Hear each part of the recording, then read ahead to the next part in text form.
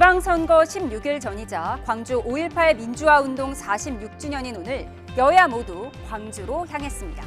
정청래 민주당 대표는 광주 민주 영령들께 내란당을 반드시 심판해달라고 빌고 왔다며 국민의힘을 직격했는데 함께 기념식에 참석한 장동혁 대표는 대통령도 죄를 지으면 재판을 받아야 한다는 게 진정한 5.18 정신이라고 맞받았습니다.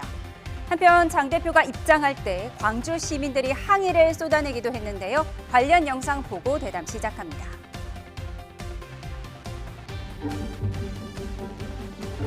광주가 온 힘을 끌어모아 꽃피웠던 대동세상은 2024년 12월 그 혹독한 겨울밤에 서로의 체온으로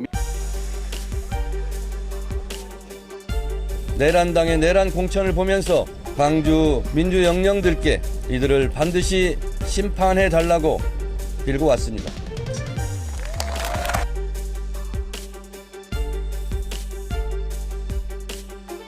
지나가시게요. 동영아, 시간을 축하한다.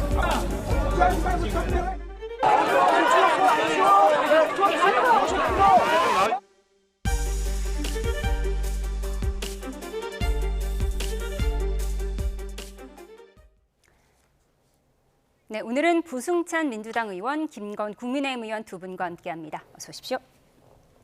네, 나란히 5.18 기념식에 참석한 여야 대표 정반대의 메시지를 냈습니다. 장동혁 대표의 항의하는 광주 시민들의 모습은 보였는데 물리적 충돌은 없었더라고요. 네, 지도부에서 오늘 현장 최고위에서 또 광주 시민들께 부탁의 말씀을 드렸죠. 예, 민영배 시장 후보가 분노한 시민에게 계란이라도 맞으며 피해자 행세하려는 얕은 수에 말려들지 말자 이런 메시지를 냈더라고요. 아니 그거는 정치적인 메시지인 것 같고요. 그것보다는 이제 어찌 됐든 5.18은 우리의 아픔이고요. 민주화 운동이 그 성지에서 거행되는 행사잖아요. 예. 그렇기 때문에 물론 장동혁 대표가 5.18과 관련돼서 그리고 이제 별다른 의견 자체가 없었고 지난해 11월에 방문했을 때도 사실은 12.3 계엄부터 시작을 해서 또 장동혁 대표가 일관되게 했던 말이 있지 않습니까? 예. 5.18 정신을 헌법 전문에 수록하겠다. 이런 얘기도 했었는데 그런 부분들을 전혀 지키지 않고 있고 이번에도 이제 메시지를 내는 거 보면 이런 성지에 가서 그냥 너무 이 정치적인 메시지잖아요.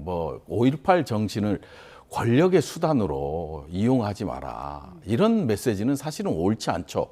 그렇기 때문에 물론 장동혁 대표가 대표 취임했을 때부터 약속했던 거 이런 헌법 전문 이제 수록이라든지 그런 부분 또 5.18 민주화 운동에 대한 진솔된 사과 보수 정당 대표로서의 진솔된 사과 이런 게 전제되지 않고 자꾸 정치적 메시지만 내다 보니까 이제 그런 광주에서도 환영받지 못하는 거죠. 솔직히 얘기해서. 사실 지난해 11월에도 장동혁 대표가 광주를 찾았다가 시민들의 항의 때문에 추도하지 못하고 돌아간 일이 있었습니다. 그 이후로 한 달에 한 번은 꼭 광주를 찾겠다고 했는데 그 약속이 지켜지지는 않았죠. 네네. 근데 하여튼 이번에는 큰 사고 없이 행사에 참석하게 된 건 다행이고 말씀하신 것처럼 정치인의 말은 정치적일 수밖에 없는 것이고 거기에 대해서는 국민께서 이제 표로서 심판을 해주셔야 되는데 다만 제가 이제 말씀드리고 싶은 건 5.18 정신이 뭘까 이렇게 생각해 보면 가장 쉽게 얘기한다 그러면 그 군부 독재에 맞서서 자유민주주의를 지키기 위한 숭고한 희생이지 않겠습니까? 그 희생을 기념하면서 오늘을 살려야 되는데 오늘의 자유민주주의를 훼손하는 가장 큰 위협이 뭘까 이렇게 생각해 보면 우리 정부 여당에서 사법부의 독립을 해쳐서 우리 자유민주주의를 해치는 것 그것이 더 큰 문제다라고 지금 하는 것이 이제 우리 당의 주장이고 그런 주장에 많은 또 우리 국민들께서 귀 기울여 주실 것이라고 생각합니다. 그래서 그것이 5.18 정신을 이어가는 가장 중요한 메시지가 아닐까 그런 생각하게 됩니다. 예, 큰 충돌 없이 끝난 5.18 기념식의 장면들 하나하나 짚어봤습니다. 이런 가운데 정청래 대표에 대한 테러 모의 의혹이 제기돼서 경찰이 수사에 착수했습니다. 정 대표는 이를 중대범죄로 규정했는데 화면 함께 보시죠. 네, SNS에 돌고 있는 단톡방 캡처본을 보면요. 정청래 대표를 비하하는 듯한 용어와 함께 암살단 모집이 언급됐습니다. 그 암살의 대상이 저인데요. 이렇게까지 사람을 죽여야 할 만큼 그런 증오심이 과연 어디로부터 비롯됐는지 좀 알 수는 없지만 어떻게 하겠습니까? 그렇다고 제가 활동을 중지할 수도 없고. 경찰은 여야 대표에 대한 신변 보호에 착수했는데요. 국민의힘 장동혁 대표는 해당 모의가 이재명 대통령 지지자들 사이에서 이루어졌다며 정청래 암살단의 실상은 명청대전의 결과물인 모양이라고 주장했습니다. 이재명 대통령의 뜻을 거역했다고 암살이라니 무섭다고 표현했는데요. 여야 대표 신변 보호에 대해 이준석 개혁신당 대표는 경찰의 신속한 조치엔 감사하지만 유권자와 손을 맞잡고 눈을 맞추는 거리를 포기하고 싶지 않다며 자신은 정중히 사양한다고 밝혔습니다. 네, 일각에서는 테러 모의가 정청래 대표가 당의 김관영 현역 전북지사 후보를 제명한 걸 두고 이에 대한 불만 때문에 나온 것이다. 쉽게 말해서 이재명 대통령을 지지하고 정청래 대표를 좋아하지 않는 사람들이 만든 것이다. 이런 주장을 하던데 어떻게 보세요? 저는 꼭 그렇게 보여지지만은 않고요. 기본적으로 정치가 극단으로 가고 있잖아요. 극자와 극우, 극단으로 가고 있고 여기서 실제적으로 이제 테러로 이어지는 사태를 많이 우리는 봤잖아요. 박근혜 대통령 그 비대위원장 당시에도 있었고요. 그 다음에 이제 송영길 대표 사건도 있었고, 그리고 이재명 대통령 대표 시절의 사건도 있었고, 그 다음에 이번에 정청래 대표 사태까지 이어지는 거거든요. 여야를 가리지 않고 있어요. 그렇기 때문에 이게 단순히 그냥 이게 전북 뭐 김관영 지사 쪽에서 나온 뭐 이런 이 테러 다라고 생각하는 건 올바른 것 같지 않고요. 실질적으로 여야 정치인들이 그동안 이제 국민들이 바라봤을 때 상당히 과거와는 달리 극단으로 치닫고 있잖아요. 그러다 보니까 이 정치에 대한 실망감도 있을 거고, 그 다음에 이제 어느 한쪽 편을 드는 쪽에서 다른 쪽 리더를 향해 공격하는 일이 실제 일어났기 때문에 그런 관점에서 봐야지 특정하게 뭐 이 김관영 그리고 장동혁 대표가 얘기한 대로 이게 뭐 그냥 저 친명 지지 세력들이 이게 정청래 대표를 암살하기 위해서 뭐 이런 것들은 정말 올바르지 않고, 이런 것까지 정치적으로 이용하고 메시지를 낸다는 게 참 참담합니다. 예. 그런데 이준석 대표는 정중히 사양한다고 했어요. 신변 보호도 중요하지만 자신은 유권자 더 손을 잡겠다 이런 입장인데 이건 어떻게 해석하세요? 그건 뭐 당연하죠. 이제 이준석 대표에 대해서는 지금 저런 신변 위협이 있는 상황은 아니지 않습니까? 그다음에 이제 열심히 정치 활동을 하는데 신변 보호를 받는다는 것이 여러 가지로 불편하고, 그다음에 국민들의 이 목소리를 직접 듣기에 많은 장애가 있거든요. 그래서 아마 그런 조치를 한 것 같고, 다만 이제 저도 말씀드리고 싶은 게 어떤 경우라도 테러 행위나 이런 거는 정당화될 수가 없습니다. 그러니까 정치적인 이유로 한다는 건 더더욱 말이 안 되는 거고요. 그래서 꼭 국민들께 말씀드리고 싶은 거는 정치적인 의사 표현은 표로서 하시라. 예. 그래서 마음에 들지 않는 사람이 있다면 표로서 심판하시라. 그게 제가 꼭 하고 싶은 말씀입니다. 예, 정치 테러 모의 절대 있어서는 안 되는 일이겠죠. 네, 6.3 지방선거가 보름난 듯 앞으로 다가오면서 서울시장 선거 갈수록 뜨거워지고 있습니다. 정원호 후보는 GTX 부실 시공 논란을 앞세워서 오세훈 시장의 안전 불감이라며 총공세를 폈는데요. 오세훈 후보 뭐라고 답했을지 함께 들어보시죠. 서울시의 무책임한 안전 불감증을 그대로 드러내는 일이라고 생각합니다. 건설회사의 단순 실수를 정치 쟁점화하는 정원호 후보 캠프가 이제 좀 쫓기는 모양이다. 충분히 발생할 수 있는 오류라며 별거 아니다는 식으로 나오고 있습니다. 그 뻔뻔함이 경악스러울 지경입니다. 선거를 앞두고 어떻게든 상대를 흠집내려는 구태 정치 공세입니다. 그렇다면 정원호 후보에게 똑같이 묻겠습니다. 부실 시공이 이루어지는 동안 이재명 대통령은 무엇을 하고 있었습니까? 네, 네, GTS 공사 중에 콘크리트 기둥 80개 중 50개에서 철근이 누락됐다. 약 2,500여 개가 누락된 사실이 뒤늦게 알려졌다. 그래서 민주당에서는 오세훈 서울시장 후보가 이것을 감춘 것이다. 이런 주장입니다. 감춘 게 아니고요. 이 시스템이 제대로 작동을 하지 못한 거죠. 예를 들어 이 팩트 체크를 해보면 지난해 11월에 이 부분에 대해서 현대건설이 서울시에다 통보를 했지 않습니까? 이게 철근이 반 이상 빠져 있다라는 걸 통보를 했고, 그 통보가 어제 오세훈 후보의 입에서 나온 거를 보면 16일 날 알았다. 예. 그러니까 지난해 11월에 통보가 됐는데 16일에 알았다. 이 공정이나 감독, 감리, 안전 이런 거를 다 담당하는 사람인 시장, 수요기관의 장이잖아요. 장에게 보고가 안 된 거잖아요. 그러면 행정 시스템, 지휘체계 이게 다 마비가 된 거죠. 서울시의 지휘체계가. 그러고 나서 4월 29일 날 국토부, 그다음에 철도공단에 보고가 됐다는 거 아니에요. 통보가 됐다라는 게 아니에요. 이게 있을 수 없는 일이잖아요. 팩트만 말씀드리는 겁니다. 그런데 이거를 그냥 현대건설의 순수 실수다? 그러면 그 보고된 11월부터 여기에 대한 감독, 감리, 안전 이거에 대한 총체적으로 이 점검을 했어야 되는 거잖아요. 예. 이게 상당히 중요한 거잖아요. 그럼에도 불구하고 지하 5층에서 발생한 게 3층 후속 공정 일어날 때까지 이거를 계속해서 묵과한 상태잖아요. 그렇기 때문에 이거는 수요 기관의 책임 기관의 장으로서 할 얘기는 아닌 것 같아요. 그러면 이렇게 5개월 동안 방치하고 우리 직원들이 보고를 안 했기 때문에 난 모른다. 이렇게 하는 거는 이게 기관장이 할 소리는 아니죠. 예, 오세훈 시장 후보는 시공사의 단순 실수를 뒤늦게 정치 쟁점화하는 걸 보면 정원호 후보가 많이 급한 것 같다. 억지로 까고 있다. 이렇게 주장을 하던데요. 그러니까 우리 부승찬 의원님처럼 문제를 제기하시면 사실 아무 문제가 없는 거죠. 근데 이제 그게 아니라 정확하게 보면 문제점을 발견한 후에 시공사와 서울시가 이제 여기에 대해서 투명하게 지금 조치를 해왔고 지금 그런 것이 이제 발표가 되고 있는 거지 않습니까? 이런 거에 대해서 당연히 우리가 철저하게 조사하고 문제점 발견하고 그래서 뭐 처벌 필요하다면 처벌도 받고 그다음에 바꿀 게 있으면 고치고 다 그렇게 해야죠.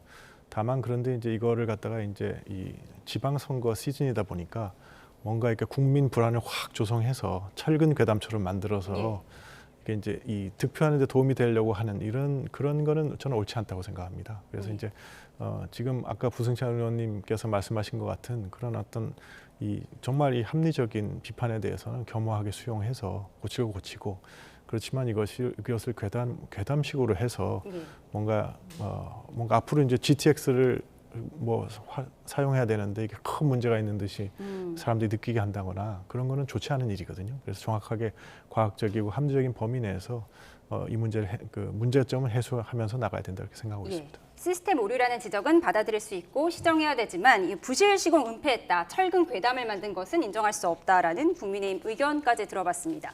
오세훈 후보 측 가만히 있지 않았습니다. 정원호 후보의 과거 음주 폭행 논란을 겨냥해서 주폭 제로 공약을 발표했는데요. 고소 고발전으로 확대된 주치 폭력 의혹 공방 듣고 오시죠. 유흥주점 여종업원에게 2차 외박을 가자고 강요했습니까? 안 했습니까? 거절하는 업주를 실제로 협박했습니까? 안 했습니까? 파렴치 않은 흑색 선전 또 악질적인 낙인 정치를 강력히 규탄합니다. 아주 악의적인 못된 허위 사실 유포, 선거법 위반으로 딱 걸렸습니다. 저희가 오늘 고발장을 접수합니다. 제가 오늘 서영교 의원을 무고죄로 맞고발했습니다. 누구 말이 맞는지 제가 끝까지 추적하도록 하겠습니다. 네, 30여 년 전 정원호 후보의 폭력 사건의 원인이 뭔가를 두고 고발전이 이어지고 있습니다. 고발전 시작된 거 보니까 선거철이 오긴 온 것 같습니다. 그렇죠. 이제 네거티브가 강할수록 그 후보는 쫓기는 후보라고 보시면 돼요. 이제 기본적으로 이제 선거를 보면 네거티브가 강한 쪽이 쫓기는 거고 31년 전 거를 꺼내 왔잖아요. 그리고 31년 전 것도 사법적인 판단을 받은 거를 갖고 왔단 말이에요. 그리고 사법적인 판단 내에서 판결문 내에 있는 거를 가지고 이렇게 공격을 하면, 공세를 한다면 받아들일 수 있죠. 그게 아니잖아요. 구의회에서 우리가 회의록을 가지고 회의록을 가지고 그 부분에 대해서 뭐 여성에게 뭐 2차 협박부터 2차 문제부터 시작을 해서 이거를 또 국민의 그 전신 민자당의 그 계열의 무소속 의원이 질의를 한 사안이거든요. 일종의 회의록이에요. 예, 회의록을 가지고 이렇게 한 거고 판결문에는 명확히 나와 있죠. 정치 문제라고. 정치 문제로 다툼이 있었다고 판결문에 명확히 적시가 돼 있잖아요. 그걸 또 31년 전 거를 어느 한 후보가 주장했던 얘기, 그리고 그때 당시 이 사법적으로 다 정리가 된 거를 그때 당시 피해자라고 할 수 있는 분이 녹취록이 또 공개가 되는 거잖아요. 그런 식으로 하면 이게 정치가 설 데가 없어요. 제가 뭐 예를 들어서 우리 김건 의원님이 앉아 계시지만 과거에 어떤 그 사법적 판단이나 판결이 나온 상태에서 어떤 제보자가 나타나서 김건 의원에 대해서 죄송합니다만은 이게 말도 안 되는 억지 주장을 해버리는 순간 이 정치는 완전히 깨져버리는 거거든요. 그런 관점에서 봤을 때 이거는 진짜 너무 앞서간 거다. 그리고 또 하필이면 31년 전 거를 가지고 쌍방이 그래서 이쪽은 뭐 이랬다. 그 다음에 이제 정원호 측에서는 이랬다. 이렇게 논란만 있는 거지 실질적으로 어떻게 검증을 할 겁니까 또. 네, 장동혁 대표는 정원호 후보를 향해서 만약 이런 혐의가, 이런 의혹이 보수 정당에서 있었다면 벌써 쫓겨났을 일이다라고 주장을 했는데요. 이 구의회 속기록을 읽은 부분에 대해서 고발장이 접수가 된 겁니다. 이 부분 어떻게 해석하십니까? 저는 이렇게 보고 싶습니다. 왜냐하면 이제 우리 정원호 그 후보께서 성동구청장, 제가 성동구에 사는데요. 성동구청장 2번을 하시지 않았습니까? 그러다 보니까 이제 서울 시민 전체에게는 별로 많이 알려지지 않으신 분입니다.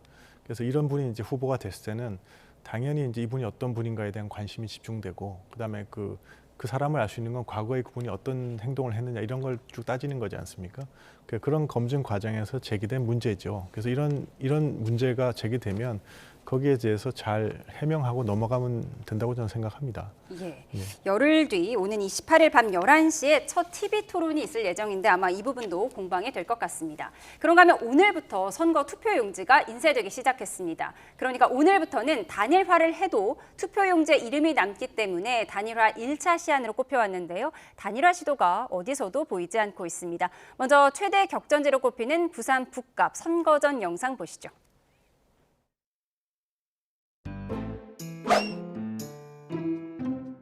짜장면은 기본적으로 고춧가루를 뿌려줘야 합니다. 맛있겠지? 짜지 않고 이렇게 달지도 않으면서 굉장히 맛있네요. 소속을 겉은 바삭하고 속은 촉촉한 여러분 맛 좀 하세요. 감사합니다. 팬덤 있어요. 팬덤이 왜 없습니까? 반민씨! 반민씨! 반민씨! 그런 걸 즐길 줄 알아야 되는데 너무 못 즐긴다.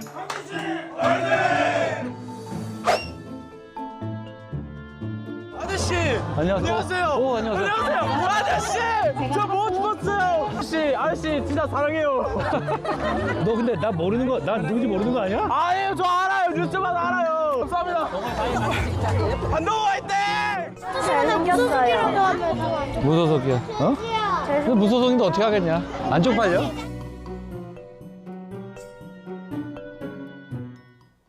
네, 핫플레이스 부산 북갑의 3파전 선거전 영상 보여드렸습니다. 우선 단일화가 안 되면 가장 여유 있어지는 기호일보 하정우 후보 짜장면을 길게 들어 올리면서 1번임을 강조했더라고요. 예. 사실 하정우 의원은 하정우 후보 같은 경우는 일단 전재수 시장 후보의 지역구로 나간 거잖아요. 그다음에 이제 북구갑 자체가 전재수 전 의원께서 상당히 관리를 많이 해왔던 거세요. 예. 그러다 보니까 17개를 부산에서 이제 국민의힘에 뺏기고도 한 자리를 이제 전재수 전 의원이 여기서 당선된 거잖아요. 그렇기 때문에 양자 대결 가도 저는 하정우 후보가 우세할 수밖에 없다. 그리고 정치는 1+1은 2다. 뭐 이런 게 적용이 안 되잖아요. 특히나 이제 이게 한동훈과 박민식 전 장관의 경우는 한쪽은 국민의 정당의 대표로 나왔어요. 그리고 정당의 대표고 또 지역 출신의 국회의원이고 실제 부산에서 이제 출마 경력도 있고 그런 분이기 때문에 본인이 단일화가 되더라도 본인 중심으로 돼야지 한동훈 이 무소속 후보 중심으로 되는 거는 옳지 않다고 보는 거고 장동혁 대표도 얼마 전 이제 그 얘기를 하잖아요. 단일화는 이제 정당 중심으로 돼야 되고 아니면 단일화는 절대 없다. 이렇게 이제 배수진을 치고 나왔고 특히 또 이제 한동훈 후보 같은 경우는 이제 무소속이면서 팬덤에 기대서 부산에 나온 거잖아요. 그러다 보니까 이제 한동훈 후보와 박민식 후보가 지지율이 비슷해졌어요. 비슷한 상황이 계속되고 있는 거거든요. 어느 한쪽이 급격하게 높이면 결국은 이제 보수 인물이 당선되게 하기 위해서는 단일화의 어떤 메커니즘이 작동하는데 지금 같은 상황에서는 작동할 수가 없어요. 어느 한쪽도 이제 단일화에서 떨어지면 정치 인생은 끝이거든요. 그럴 바에는 15% 이상 받아서 선거 보존금도 받고 이게 낫지 자기 정치 생명을 걸어서 단일화를 한다? 이거는 상상할 수 없는 것 같아요. 그래서 한동훈과 박민식은 단일화가 어렵다. 저는 이제 단정적으로 예상을 해봅니다. 단일화가 어렵다라는 민주당의 바람인지 예측인지 저희가 한번 들어봤고요. 네, 부산 북갑 단일화 이야기하고 있었습니다. 물론 1+1이 2가 되진 않지만 1.2나 1.3만 되더라도 단일화 요구는 당연히 있을 수 있는 것이잖아요. 어떻게 바라보세요? 아직까지는 박민식, 한동훈 후보 물과 기름 같은 사이로 보이긴 합니다. 제가 봤을 때는 뭐 단일화라는 얘기를 하기 전에 이번 선거의 의미가 뭔지부터 봐야 될 것 같습니다. 이번 선거의 의미는 부산 북갑 주민들에게 가장 잘 봉사할 수 있는 사람을 뽑는 거거든요. 그런 사람 뽑는 과정에 있으니까 그런 사람이 잘 뽑히도록 하는 게 제일 중요한 것 같고요. 그다음에 단일화는 그런 의미에서 부산 북갑 주민들께서 뭐 자연스럽게 하지 않으실까 싶습니다. 왜냐하면 가장 이 적합한 후보를 뽑는 과정, 그게 결국은 셋 중에 하나를 뽑는 단일화 과정이지 않습니까? 그래서 뭐 인위적인 단일화 뭐 그런 건 중요하지 않다고 생각하고요. 그래서 그런 과정에서 결국은 지금 뭐 이렇게 지지율 뭐 이렇게 많이 얘기들이 나오지만 결국은 선거는 끝까지 가봐야 한다. 그다음에 끝까지 가서 북갑 주민들의 선택을 우리가 존중하면 된다. 저는 그렇게 생각합니다. 무소속 한동훈 후보가 기호 6번을 받았습니다. 김영삼 전 대통령이나 박정희 전 대통령이 예전에 6번으로 출발해서 당선된 기억이 있다. 이런 걸로 선거운동을 하던데요. 지금 보면 아이들이 아저씨 무소속이라서 안 쪽팔려요 라고 물어보니까 나 안 쪽팔려 이런 영상을 스스로 올린 거예요. 이거는 뭐 아이들과 좀 친근하다 이걸 강조하기 위한 거겠죠. 그렇습니다. 근데 아이들은 투표권이 없잖아요. 제가 지난번 총선 때 그 선거를 하러 다니니까 그 아이들하고 하는 게 중요하더라고요. 왜냐하면 그 아이들이 같이 집에 가서 다 부모님한테 얘기하기 때문에 나 오늘 어떤 후보로 만났는데 뭐 이런 걸 하더라, 이런 얘기를 하더라. 그래서 그 아이들하고 하는 것도 중요한 선거운동입니다. 우리 부의원님은 직접 지역구에 사셨기 때문에 저보다 더 잘 아실 겁니다. 네. 아이들에게 이렇게 친근한 접촉을 통해서 뭐 부모 세대까지 인지도를 높이는 그럼요. 뭐 서동요 전략이다 이런 말도 있더라고요. 초등학교 앞에서 인사할 때 그리고 이제 부모님하고 손잡고 오잖아요. 그러면 이제 저의 전략은 이제 애들한테 인사를 합니다. 국회의원 아저씨야, 뭐 화이팅해 이렇게 인사를 하거든요. 그러면 이제 막 사진 찍어주세요도 하고 그다음에 이제 때로는 이제 학원가 끝날 때 학원 끝날 때나 시작할 때 가서 인사를 하거든요. 효과가 상당합니다. 그렇기 때문에 이제 한동훈 후보도 그거를 알고 있고 아무래도 선거운동을 많이 해봤기 때문에 그런 부분을 알고 있을 거고요. 그러면 이제 애들이 이제 약간 팬덤 현상도 일어나고 연예인 같이 막 모여들고 이런 게 있거든요. 그렇기 때문에 이제 한동훈 후보도 이런 동영상을 쇼츠 영상을 올린 게 아닌가 싶습니다. 예, 동심에 어필하는 선거 전략 분석해봤습니다. 그런가 하면 미중 정상회담 이후에도 종전해법은 요원해 보이는데요. 미국과 이란의 선전선동은 지속되고 있습니다. 먼저 우리 시간으로 오늘 새벽에 트럼프 대통령이 SNS에 올린 AI 생성 영상부터 함께 보시죠. 네, 뱃머리에 미국 국기를 단 군함이 이란 국기를 달고 날아오는 군용기를 향해서 고출력 레이저로 보이는 무기를 발사하는데요. 격추된 항공기가 화염에 휩싸이면서 산산조각이 납니다. Okay, we have it in our sight. Fire. Boom.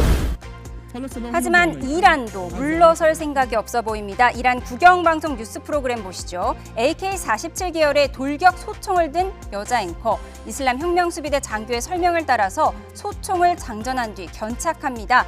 또 이런 AI 영상도 공개됐는데요. We will use F-5 fighter jets. They're old, but they're small and fast.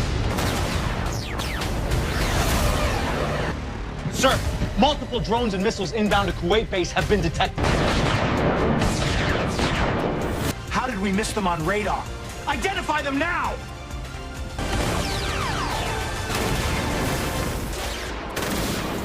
Let's finish this.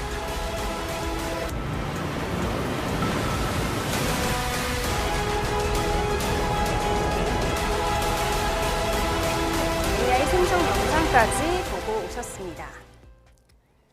네, 그런데 미중 정상회담이 끝나면 뭔가 전쟁의 종지부를 찍을 만한 뭔가가 나올 줄 알았는데 그렇지 않고 오늘 들려온 소식에 의하면 트럼프 대통령과 이스라엘 네타냐후 총리가 통화를 했고 그 이후에 탄약을 실은 미수송기 수십 대가 이스라엘에 도착을 했다는 거예요.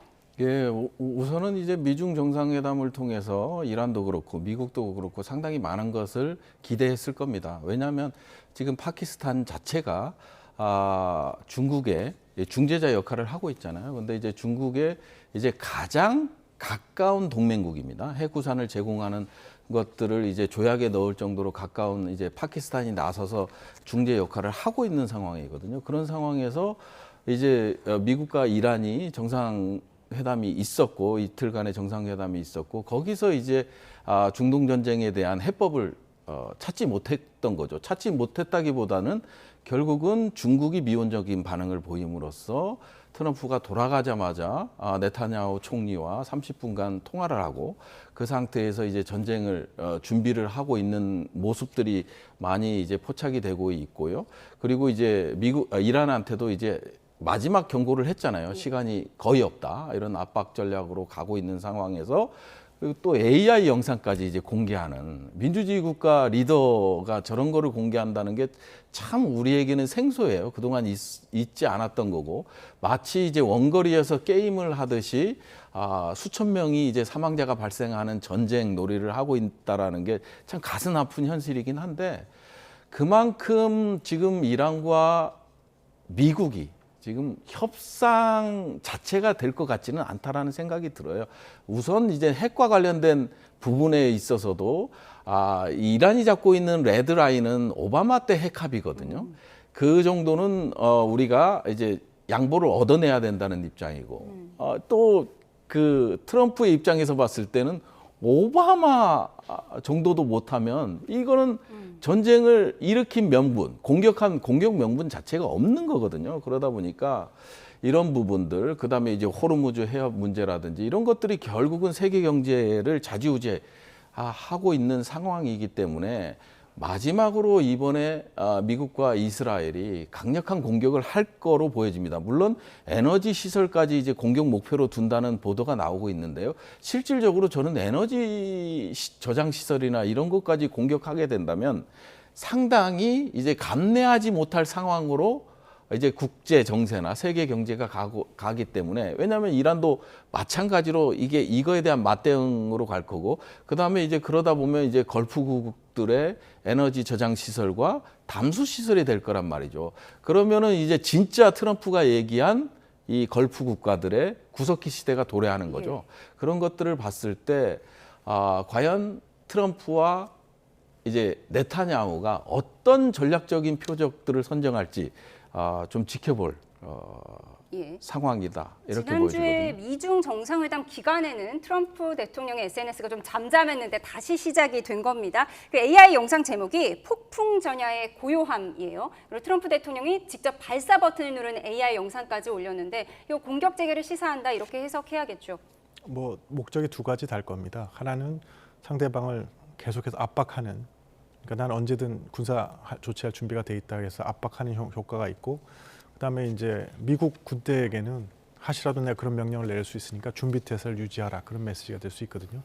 양쪽으로 다 하는데 저는 뭐 협상을 오래 해본 사람으로서 이게 꼭 또 전혀 안 될 것 같고 이제 막판으로 가는 것 같고 이럴 때 또 타결이 되고 그러거든요. 그러니까 마지막까지 우리가 잘 보고 있어야 될 것 같고 그다음에 만약에 이제 이것이 막판 타결로 가지 못하고 다시 군사 재개로 갔을 때 우리한테 어떤 영향을 미칠지부터 생각해서 지금 잘 우리 대응 조치들을 준비해 가야 된다고 생각하고 있습니다. 예.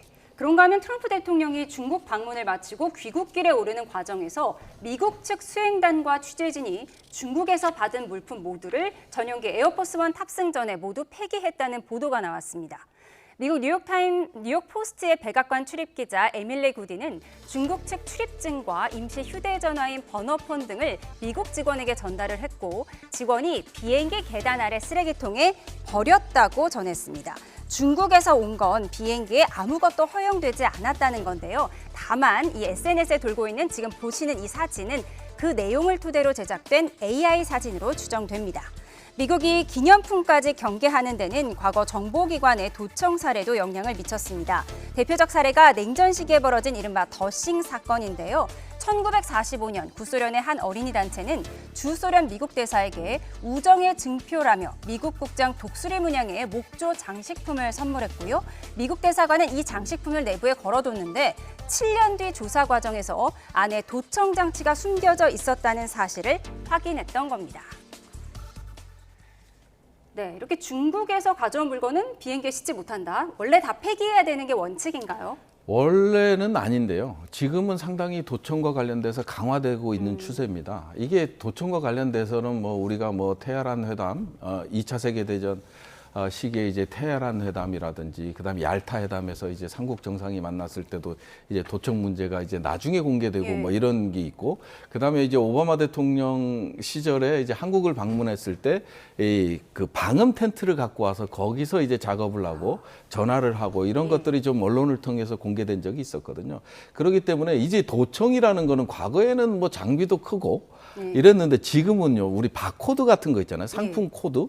상품 코드의 뒷면에 이제 칩 같은 게 있어갖고 여기다 탁 붙여놓으면 이게 도청 장비가 되고 해킹 장비가 되고 이제 사용되기 때문에 그렇기 때문에 이제 미국 같은 경우는 상당히 이런 부분에 조심성을 갖고 있고 실제 에어포스 원이라든지 이런 부분에 그 물건을 실을 때도 상당히 이런 부분들을 보안 요소들을 상당히 치밀하게 세밀하게 살펴보고 필요한 부분에 대해서는 싫지만 이런 부분들 있잖아요. 배지라든지 볼펜이라든지 이런 부분들은 전부 다 이제 폐기하고 가는 그런 게 이제 일반화돼 있고요. 우리 한국도 마찬가지로 이런 도청과 관련된 것들 이런 부분에 대해서는 상당히 까다롭습니다. 이제 검문 검색이라든지 이런 것들이 상당히 까다롭게 진행되고 있고 특히나 이제 비행기 같은 경우는 더 위험하거든요. 그렇기 때문에 이런 부분에 대해서는 상당히 조심들을 하고 있고 전 세계적인 흐름 자체가 그렇게 가고 있다. 그렇게 보시면 될 것 같고요. 트럼프 대통령에게 국가 대 국가 수반에게 선물하는 거에 대해서는 그렇지는 않겠죠. 그럼 장미 씨앗은 괜찮겠네요. 나중에 보내줘도. 그렇죠. 그런 부분들은. 근데 이제 도청 위험이 있다는 건 알겠는데 저렇게 외국이 준 선물이나 기념품들을 다 버리고 오는 게 외교적 결례는 아닐까요? 그래서 제가 이해 못하는 건 미국의 보안 관행이 그렇고 우리도 이제 중요한 때는 그렇게 하는데 다만 이제 그렇게 버리는 모습을 보여주든가 이런 건 비우호적으로 할 수 보일 수 있기 때문에 그런 건 조심해서 절대 공개되지 않도록 해야 되는 거거든요. 그래서 저는 저런 사진이 나온 거에 대해서 되게 의아하게 생각했는데 아까 우리 앵커님이 저게 AI 생성이라 그래서 그렇다면 저거는 어쩔 수 없는 거지만 그런 거를 갖다가 모습을 보여준다든가 이런 거는 그러면 겨우 우호적으로 한 정상회담의 성과를 깎아먹는 거니까 그런 건 좀 조심해야 될 것 같습니다. 아마 비공개적으로 버렸는데 저런 이제 AI 추정 사진이 제작된 것 같습니다. 지금까지 부승찬 민주당 의원, 김건 국민의힘 의원 두 분과 함께했습니다. 고맙습니다.